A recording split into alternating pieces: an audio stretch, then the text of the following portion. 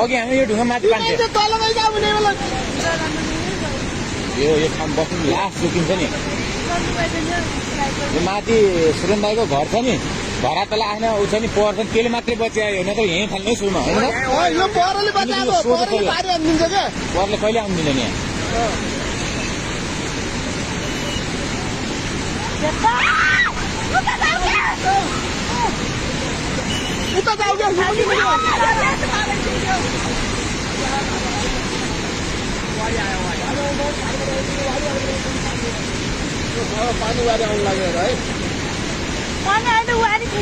यो ढुङ्गा माथि अहिले 5-6 पार्किया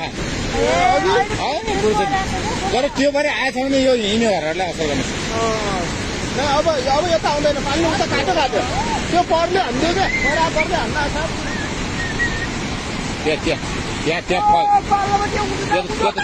त्यतातिर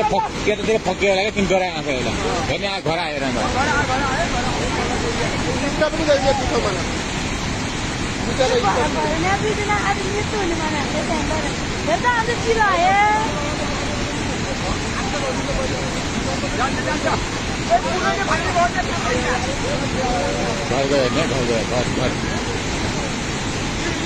उनको लडाले यता तानेको थियो क्या झन् प्रेस गरेको छ नि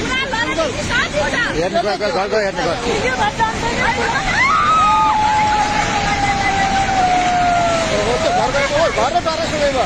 त्यहाँको सामान पसलको बिचरा थियो राति आइन उतार्नु पर्छ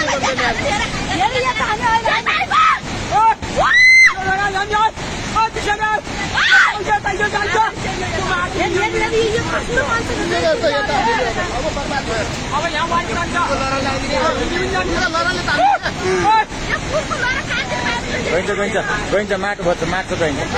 माटो नत्र यहाँ पुलको लडा काट्नु पर्यो आखिर पुल गइगयो त अहिले गइगयो